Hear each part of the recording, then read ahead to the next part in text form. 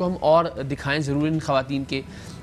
एक वो खातून जो कि सज़ाए मौत जिन्हें सुनाई जा चुकी है, और वो 22-23 साल की बच्ची है गालिबन। और जब उसने मुझे कहा, मैंने कहा कि क्या आपको सज़ा, तो उसने कहा मुझे सज़ाए मौत सुनाई है। तो मैं हिलकर रह गया, मगर उसने जिस आराम से कह दिया, इसलिए कि 1 साल हो चुका था और अब उसने अपनी ज़िंदगी का, अपने जहन का, अपने एहसास का हिस्सा बना लिया कि बस मुझे सज़ाए मौत सुनाई जा चुकी है। तो ज़रा एक वो सुनिएगा सज़ाए मौत के सुनाए जाने पर क्या रद्द-ए-अमल हो सकता है 21, 22, 23 साल की नौजवान खातून का। और एक और माँ का दर्द ज़रा महसूस कीजिएगा कि जो अब अपने बच्चों के बारे में समझती है कि उनकी ज़िंदगी बर्बाद हुई है। माँ की ज़िंदगी तो चले किसी न किसी तरह से कट रही है, लेकिन जेल में रहने की वजह से अल्टीमेटली उसके बच्चे सबसे ज़्यादा मुतासर हैं। अस्सलाम वालेकुम, कैसी हैं आप? ठीक है। आप तो बड़ी यंग लग रही हैं, क्या ऐसा हो गया कि आपको यहाँ आना पड़ा? मर्डर केस में। मर्डर केस में? और क्या इल्ज़ाम है आप पे? मर्डर का है। 302। किसकी मर्डर? मेरे हस्बैंड।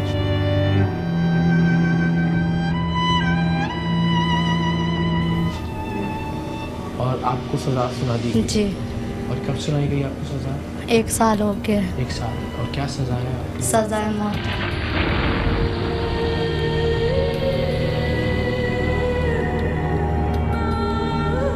कहते हुए बड़ा मुश्किल लगता है, सुनते हुए बहुत मुश्किल लगता है, लेकिन आपने बड़ी आसानी से कहती है, क्योंकि आप तो अब ज़ाहिर है उसमें 1 साल हो गया। 1 साल हो गया। तो कैसे देखती हैं ज़िंदगी को आगे? उम्मीद है, आस है, या बस दुआ करती हूँ कि हाई कोर्ट से ख़त्म हो जाए और बरी हो जाए। नाराज़ थी आपके हस्बैंड से? नहीं, उन्होंने सुसाइड किया था। ओके, तो आपको लगता है कि इल्ज़ाम दुरुस्त नहीं है? जी। बच्चे कितने हैं आपके? 2 बेटी हैं। 2 बेटियाँ? जी। आपकी मुलाकात होती है उनसे? नहीं, 1.5 साल हो गया, मैंने उनको नहीं देखा। तो आपको जब वो जो एक ख़ास फिल्मी सा मंज़र हमारे जहन में आता है कि आप कटहरे में हैं और जज ने कहा कि जी आपको सज़ाए मौत सुनाई गई, और उसके बाद कलम तोड़ दिया, तो उस वक्त तक पता ही नहीं था कि सज़ाए मौत? नहीं, मुझे नहीं पता था। मैं चैम्बर में बुला के लगाई थी, तो मैं खड़ी भी थी, तो उन्होंने बोला कि मैं आपको सज़ाए मौत लगा रहा हूँ। तो मैंने बोला ठीक है, मुझे पता ही नहीं था। जैसे मैं बाहर निकली तो सब रोने लग गए वहाँ पे जो लोग थे कि 21 साल की एज में आपको सज़ाए मौत हो गई। कैसी आप? खैरियत से हैं? ठीक-ठाक हैं? बहुत बहुत शुक्रिया, हमें आपसे मिलने का बहुत अच्छा, इश्तियाक रहा। बहुत, आपका क्योंकि शुक्रिया। मैं जुम्मे वाले दिन आपका कोई प्रोग्राम नहीं छोड़ती हूँ, तकरीबन हमारी पूरी बैरिक। चलें, जिंदाबाद। थैंक यू जी, आप सबका शुक्रिया। आप पे क्या जुर्म? तो मेरे पर 9C का केस है, लेकिन झूठा है। मुझे पुलिस लेके गई है घर से, और नारकोटिक्स ने मुझे 25 साल की सज़ा दे दी है। और मैं 9 सालों में मुझे 8 साल पूरे हो गए। की जो अदालत है वहाँ से आपको 25 साल की सज़ा पड़ी। और कितने साल से? मुझे 8 साल पूरे हो गए, 9वां साल स्टार्ट है मुझे। उस 25 साल की सज़ा में जो आपको सुनाई गई, आपने फिर अपील की है? जी, अपील की। एक तो वकील सही नहीं होते, एक मेरी रिक्वेस्ट है जजों से और वकीलों से, अल्लाह के वास्ते हम वैसी तकलीफ में हैं, खुदारा हमारे को और तंग नहीं करें। है कि हम लोग 8-8 साल इतना पैसे मतलब जोड़ के, मैंने अपने बच्चे के ऑपरेशन के पैसे जमा करके वकील को दिए, उसने मेरा कुछ काम नहीं किया। हाई कोर्ट से बरकरार करवा के मुझे सुप्रीम कोर्ट में पहुंचा दिया। लेकिन ये कि हमारी फैमिली में मेरे बच्चे हैं। कितने बच्चे? 2 बेटे 2 बेटियां हैं, वो लोग आते हैं मेरे पास। जी, माँ जब नहीं हो फिर तो ज़ाहिर है बड़ा मुश्किल है बच्चों की तरबियत और तालीम का सिलसिला।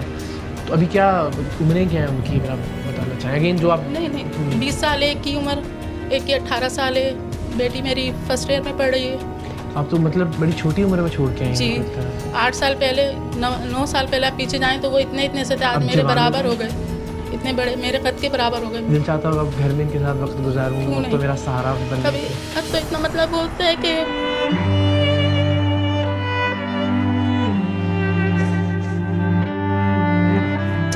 आसानियाँ पैदा करने के लिए। बस आप तो मुझे सबसे हिम्मत वाली लग रही हैं यहाँ पे, और मुझे लगता है आप दूसरों का हौसला बढ़ाती हैं। हमारी मैडम है, माँ की तरफ समझ। बस ये जज साहब से आप बोलें कि हमारे पर कुछ रहम करें। इतने साल माओं से बच्चे दूर रहेंगे, क्या बनेंगे वो बताएं आप होती हैं अगर आज आप सोचती हैं कि अगर आपको हम 10 साल 8 साल पहले वापस ले जाएं, आपको लगता है कि आपके बच्चे ज़्यादा अच्छा पढ़ सकते थे? मैं आपको हाफिज़ बना के मैं आर्मी में उसको भेजना चाहती थी। पेन और ख्वाब पूरा नहीं हो सकता।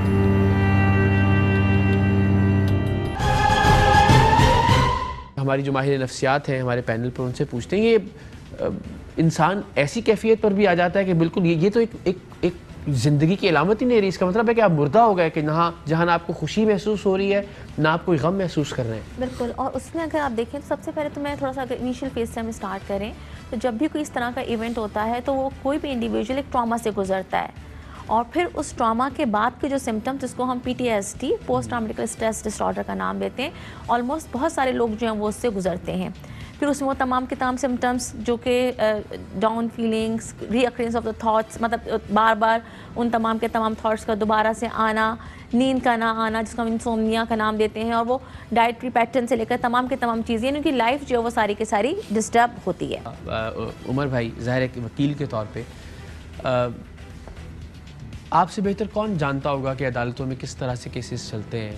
मैं ये नहीं कह रहा कि सारी की सारी जिम्मेदारी वकला हजरात पे है, लेकिन हर आए रोज़ का हड़ताल का मामला, फिर जज साहिबान की गैर हाज़िरी, फिर सारे गवाहान में से, मुद्दईयान में से, इस्तगासा के लोगों में से इनमें से कोई एक नहीं है तो भी अगली तारीख़ पड़ जाएगी। ये तो तारीख़ और कोई छोटा सा मामूली केस भी 5-7 साल से पहले तो मैंने हल होते हुए तो नहीं देखा, जो जितने केसेस हम पे हुए कम से कम। हल क्या है सर इसका? सबसे पहले तो इन्वेस्टिगेशन का इशू है। इन्वेस्टिगेशन में जब कोई ऑफेंस हो जाता है तो समटाइम एक से ज़्यादा मुलज़िम होते हैं, तो उसमें पुलिस को इन्वेस्टिगेशन करने में, एविडेंस कलेक्ट करने में बड़ा प्रॉब्लम होता है। तो वो सबसे पहले 15 दिन के अंदर इंटरम चलान देते हैं, फिर फाइनल चलान और फिर सप्लीमेंट्री चलान का भी ऑप्शन मौजूद है। जब तक इन्वेस्टिगेशन कंप्लीट नहीं होगी तो फिर चार्ज फ्रेम फ़र्द जुर्म आयद नहीं होगी। फ़र्द जुर्म के आप उस प्रोसेस में जब आ गए, कोर्ट में आ गए, तो फिर आगे जो टेक्निकल इश्यूज़ आते हैं उसमें सम टाइम इशू मुलज़िम की तरफ से भी आ रहा होता है। मुलज़िम ये चाह रहा होता है कि जो ही वो अरेस्ट हुआ है कि 2 दिन में बाहर आए, तो वो अपने काउंसिल बार बार चेंज कर रहा होता है, वो किसी पे ट्रस्ट नहीं कर रहा होता, वो समझता है कि ये लिंगर ऑन कर रहा है, डिलिंग टैक्टिक्स हैं। जो गवाहान है, जैसे मर्डर ट्रायल है, मर्डर ट्रायल में मिनिमम भी 17 टू लेके 30 तक विटनेसेस होते हैं, जिसमें डॉक्टर साहब होते हैं जिन्होंने पोस्टमार्टम किया, जिसने साइट प्लान बनाया, फिर फोरेंसिक लेबॉर्ट्री आ जाती है, उनकी रिपोर्ट्स आ जाती हैं, फिर आई विटनेसेस हैं। उन सारी चीज़ों को लेके चलना, फिर रश ऑफ वर्क है, आबादी बढ़ रही है, कोर्ट्स नहीं बढ़ी, कोर्ट्स वहीं पे हैं, बल्कि जो एस्टेब्लिशमेंट है वो भी पूरी नहीं है। बिल्कुल ऐसे ही। और फिर एडवोकेट्स की जो है उस पर भी अगर आप कहें तो कॉम्पिटेंसी का इशू ज़रूर है कि आम आदमी को जो पता नहीं है कि मैंने किस काउंसिल को एंगेज करना है तो मुझे ये रिलीफ मिल सकता है। सही। और वो इस चीज़ में इतने एक्सपर्ट हैं कि मुझे वो रिलीफ लेके दे देंगे। तो ये सारे इश्यूज अगर आप इकट्ठे करेंगे तो आप तो इशू ही इशू है, सोल्यूशन नहीं है। सोल्यूशन इसका स्टेट तो है ही नहीं ना, स्टेट नहीं है, तो उसमें इंडिविजुअल खुशकिस्मत है जिसको कोई काउंसिल अच्छा मिल गया, और जिसको सर जिसके पास पैसा है वो खुशकिस्मत है, और जो बेचारी इस तरह की गरीब खवातीन है।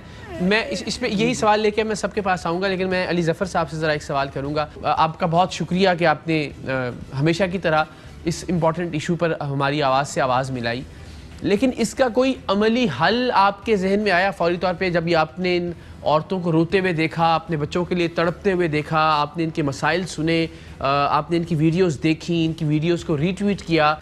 देखिए, मुझे जब ये इश्यू का पता चला तो मैंने I reached out to a few of my जिनको लोगों को जानता था जो इस इशू के बारे में को पता था कि किस तरह इनकी हेल्प की जा सकती है।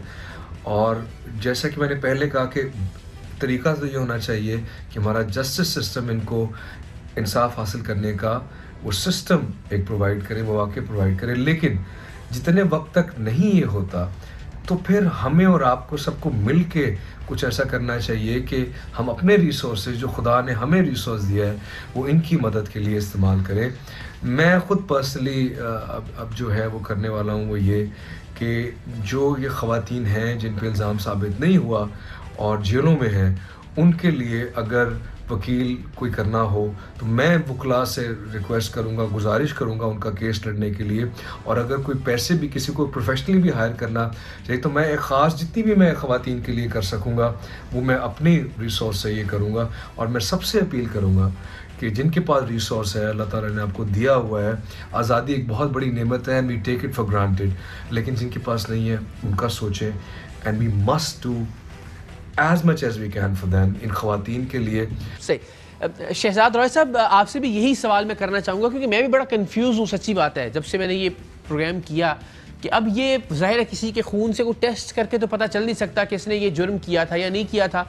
ज़ाहिर है 10 साल से या 13 साल से अगर कोई औरत कैद है तो वो नेचुरली वो रोएंगी भी, वो परेशान भी होंगी, उनके आंसू भी नज़र आएंगे, मगर उन आंसुओं से जज तो नहीं किया जा सकता कि वो बेकसूर हैं या मुजरिम हैं। सलूशन क्या है, ये किसी के जहन में आया, ख़ासतौर पे आपके जहन में कुछ आया कि हाँ ये हल है इसका? देखिए, है कि उसको एक अच्छा लॉयर मिले। हमारे मुल्क के अंदर ये बहुत बड़ा इशू है कि लॉयर आप करने जाते हैं उतने एक्सपेंसिव होते हैं, अच्छे कि आप नहीं कर पाते। बट जो मैंने इशू देखा है ये खवातीन का डेथ उस पर जो है सेल के देखिए, हमने चाइल्ड कन्वेंशन साइन किया हुआ है राइट्स, बच्चों के राइट्स है उसके। उसका एक आर्टिकल 20 है जो ये कहता है कि स्टेट ऐसी माओं के बच्चों को अगर प्रोटेक्शन नहीं दे सकती, वो सोशल वेलफेयर का एनवायरमेंट नहीं प्रोटेक्ट कर सकती, तो फिर उनकी सजा भी माफ करने के लिए है, उनको सपोर्ट करने के लिए भी बहुत सारी चीजें की जा सकती हैं। तो ये तो आर्टिकल हमने साइन किया हुआ है। तो औरतों के खासतौर पर और माओ के लिए जिनके बच्चे हों, तो स्टेट कुछ भी उनको सजा देती है, कोई भी उनकी गलती होती है, अगर वो माशरे के लिए बुरे नहीं है तो उनकी सजा सस्पेंड भी की जा सकती है। जी ठीक है, थैंक यू सो मच। एक सवाल है जो अब सबके पास मैं लेकर आऊँगा, लेकिन उससे पहले मेरी ये रिक्वेस्ट होगी हमारे जो पैनल के लोग हैं, कंट्रोल पैनल के, कि वो जो खातून 13 साल से कैद है, जिनका ये कहना है कि हाँ मैंने ये जुर्म किया था, यानी अगवा का जुर्म मैंने किया था, लेकिन अगवा बराए तावान मुझ पर डाल दिया गया, तो ज़ाहिर उससे जुर्म की नौयत बदल जाती है और उससे सज़ा की तवालत बदल जाती है। तो वो 13 साल से जेल में कैद है और उनके बेटे के बारे में जो उनकी सबसे बड़ी फ़िक्रमंदी थी वो ये कि वो अपने चचा के पास है और वहाँ वो एक काम करने वाले की हैसियत से ज़िंदगी गुजार रहा है। वो बिल्कुल खामोश हो गया, मुझसे मिलने आता तो बात ही नहीं करता और वो अजीब हो गया है। और यही वो जो बात हम कर रहे थे कि वो समझती है कि सारी सूरत हाल की कसूरवार ज़ाहिर है वो है। कैसी हैं आप, खैरियत से हैं? बिल्कुल ठीक ठाक हैं। तो क्या आपको टीवी पे देखा था, आज देख लिया रियल। अच्छा चले, तो कब से हैं आप यहाँ पे? 13 साल से। 13 साल से? लेकिन आप 13 साल से यहाँ पे? अगवा बराए तावान का केस डाला था, सिर्फ अगवा था। कोई मेरे पास अल्फाज नहीं है कि मैंने ये 13 साल किस तरह काटे और उस गुनाह की जो मैंने किया भी नहीं है। हो सकता है कि मुझसे बहुत गुनाह हो गए होंगे, लेकिन मैंने ये गुनाह नहीं किया। आपकी उम्र क्या थी जब आपको कैद किया गया? 20 साल। 2008 में अगवा बराए तावान यहाँ 25 औरतें थी, उनमें से आज कोई भी नहीं है, इसलिए कि उनके पीछे भाई है, बाप है, मेरे पीछे कोई नहीं है। मैंने सिर्फ अल्लाह को पकड़ा है। अल्लाह मुझे, तू जज बन जा, तू ही मेरा वकील बन जा। कोई खानदान में से ऐसा शख्स नहीं है जो नहीं करता? कोई भी मामू है और चाचू है, वो अपनी बीवी बच्चों में मस्त है। मैंने अपने बेटे को 5 साल एसओएस में रखा जो मेरे गोद में था, फिर उसको निकाल के चाचा के हवाले किया, लेकिन वो उनके घर का नौकर बन गया है, बस चीज़ें लाते हैं। और मेरा बेटा क्रिकेट का बड़ा शौकीन है, क्रिकेट खेलता है, फिर उसको अभी स्कूल में डाला है, स्कूल, और हाफिज़ कुरान बन गया। 3 साल का था और अभी वो 16 साल का हो गया, लेकिन मैंने ये गुनाह नहीं किया। हम आपसे वादा करते हैं, रुकें, आप रोएं नहीं, तसल्ली रखें। हम ज़रा मैडम से इजाज़त के साथ डिटेल्स लेते हैं आपके केस की सारी, एंड लेट्स सी कि क्या हो सकता है इंशाल्लाह। मैं सिर्फ वक़ार के लिए परेशान।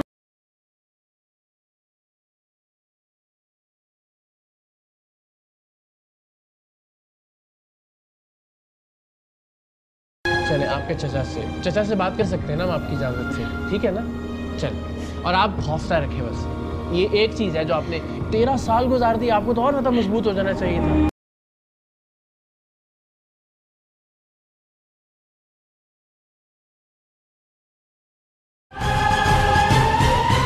जी तो जनाब, इस खातून की गुफ्तगू भी आपने सुनी जो 13 साल से कैद है। इससे पहले भी गुफ्तगू आपने सुनी एक खातून जो कि 10 साल से कैद है और जिनको लगता है कि अब टीम सरेआम आ गई है तो बस मामला ठीक हो जाएगा। एक खातून और जो कि 10 साल से कैद है, जो अपने बेटे को पायलट बनाना चाहती थी और अल्टीमेटली चूँकि माँ कैद है और सर पर नहीं है, वो मोटर मैकेनिक बन गया है अपनी बहनों का सहारा बनने के लिए। एक बच्ची की गुफ्तगू आपने सुनी, बच्ची ही कहूँगा 22-23 साल, जिसने कहा जी मुझे सज़ाए मौत सुनाई गई है और उसके चेहरे पे कोई तासुर नहीं था। तो ये वो औरतें हैं। और एक ऐसी खातून भी हैं, आप साइड विंडो पे देखेंगे कि जो दो बहुत प्यारी बच्चियों के साथ, अल्लाह उन बच्चियों को ज़िंदगी दे, उनके साथ कैद में है और गालिबन 2-3 साल से वो भी कैद हैं और उनकी बच्चियाँ भी मजबूरन ज़ाहिर अपनी माँ के साथ रह रही हैं और वहीं पढ़ती हैं।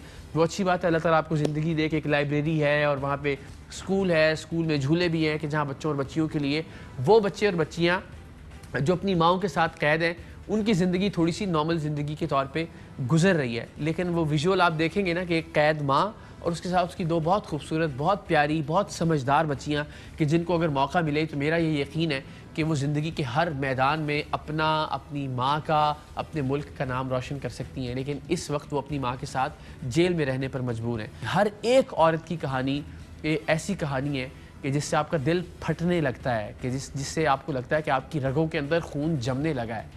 यहाँ जितने लोग मौजूद हैं इन सब से भी ये मेरा आखिरी सवाल है और ये सवाल आपसे भी है। ये सवाल मैं पहले भी कर चुका हूँ और ये सवाल बार बार किया जाना चाहिए। आप सब ने आपकी ज़िंदगी की जो भी अजीज़ तरीन चीज़ है उसकी कसम खा के ये बताना है। अपने आप को बताइए, हमसे शेयर कीजिए। और यहाँ जितने लोग मौजूद हैं इनसे भी मैं ये कहूँगा कि आपको लगता है ये जितनी औरतें रो रही हैं, ये जितनी औरतें बेहिस हो गई हैं बेचारी, या जितनी औरतों ने महसूस करना छोड़ दिया है खुशी को और गम को, जो अपने बच्चों के लिए तड़प रही हैं, क्या इनका जुर्म सिर्फ़ और सिर्फ गुर्बत नहीं है?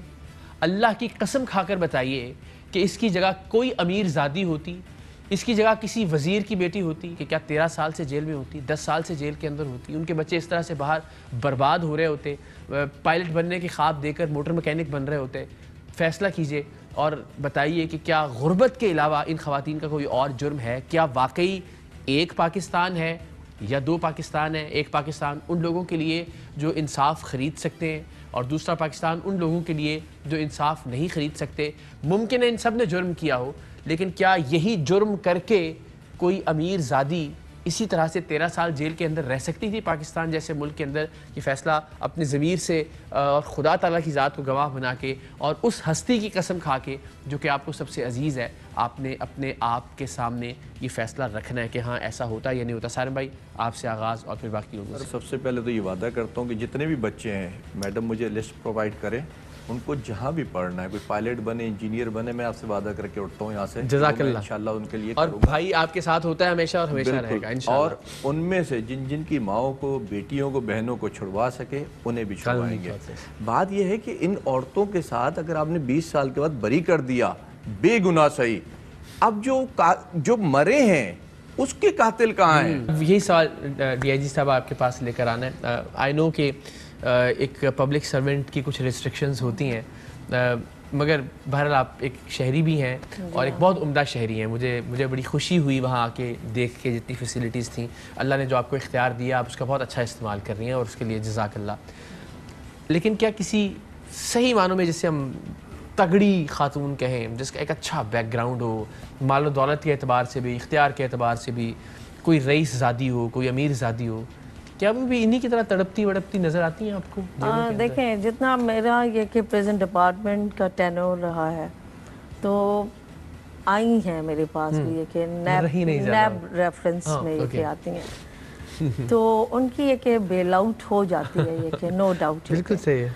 जो आपने इकरार साहब मसले का हल पूछा था कि जी क्या इसका हल होगा, तो जो मेरी समझ से है और जो मैं समझ रही हूँ, ज़रूर ख़वातीन और जुवेनाइल जो बच्चे लड़के हैं फ्रॉम 16 to 18 ईयर्स, मैं यहाँ पर ये कहूँगी आपके फोरम से, तो उनके जो केसेस हैं वो as a model cases treat होने चाहिए डे टू डे बेसिस पर। Thank you so much. Ali भाई आखिर में वही सवाल आपसे। इंसाफ का निज़ाम सबके लिए एक जैसा होना चाहिए, चाहे वो किसी भी बैकग्राउंड से है, कोई प्रिविलेज बैकग्राउंड से है या कोई गरीब है जिसके पास रिसोर्स नहीं। यही एक अच्छे और एक सेहतमंद और एक इंसाफ पसंद माशरे की निशानी है। थैंक यू, बहुत शुक्रिया अली भाई आपका, शहजाद रॉय साहब आपका, सारिम भाई थैंक यू वंस अगेन आपने जो जिम्मेदारी ली उनके बच्चों की तालीम की, उनकी रिहाई की कोशिशों की, इंशाल्लाह हम सब साथ मिलकर कोशिश करेंगे। उमर भाई आपका शुक्रिया, thank you so much. Ma'am आपका बहुत शुक्रिया। डीआईजी साहबा थैंक यू सो मच, आप आने के लिए भी एंड अगेन आपकी एफर्ट्स के लिए भी खास तौर पर जो आप कर रही हैं। और मैं इस प्लेटफॉर्म पर ये ज़रूर कहना चाहूँगी कि आप अपनी टीम के साथ मोस्ट वेलकम जब भी आएँ, बड़ी नवाज़िश। और ना सिर्फ ये कि उनको लेकर आएँ बल्कि उन ख़वातीन और जुवेनाइल इनमेट्स के लिए जिनकी श्योरिटी अमाउंट्स में they are behind the bars, तो हमारे पास एक लिस्ट है जो अपनी श्योरिटीज़ ना देने की वजह से जेल काट रही हैं। तो उस पर भी ये कि आपका बड़ा ये कि प्लेटफॉर्म है, आप ये हल है तो छोड़ दीजिए उसमें जो नहीं मैं आपको बताऊं, जो हम लोग ये कि प्रेजेंट की साइड पर करते हैं, उनकी रिडक्शन ऑफ बेल की एप्लीकेशन फॉरवर्ड करते हैं उनके कंसर्न जज साहिबा। ये मैं किसी और को नहीं करने दूंगा, ये रुक जाइए। ये आज ही अभी इसी वक्त आप जहाँ कहेंगी मेरी टीम के मेंबर इंशाल्लाह अज़ीज़, ये ज़ाती तौर पे यानी अगर कोई ऐसी खातून कि जो ज़रे ज़मानत ना होने की वजह से यानी पैसे ना होने की वजह से कि इस बेल के पैसे नहीं हैं और वो रिहा नहीं हो पा रही हैं, वो प्लीज़ आप लिस्ट दीजिए। वो जितनी भी अमाउंट है वो मेरी जिम्मेदारी है, ज़ाती जिम्मेदारी, वो आज ही इंशाल्लाह आप तक पहुँच जाएगी और कल आप उसे प्रोसीड करवा दीजिए। प्रोसीडिंग में भी जो भी हेल्प चाहिए होगी मैं और सारे भाई उसके लिए हाजिर हैं। Thank you very much. ये तो तय हो गया इंशाल्लाह अज़ीज़, अल्लाह ताला ने चाहा तो जो भी बस प्रोसीडिंग का टाइम है वो प्रोसीडिंग का टाइम लगेगा और उसके बाद वो परवरदिगार की मेहरबानी से अल्लाह के अता किए हुए पैसों में से इंशाल्लाह वो रिहा हो जाएंगी अल्हम्दुलिल्लाह। चलिए एक पॉजिटिव नोट पर एंड हुआ। पाकिस्तान जिंदाबाद। Fly with PIA and save gold. Register now. Scan QR code and register yourself to get gold and loyalty benefits. Powered by ARY Sahulat Wallet.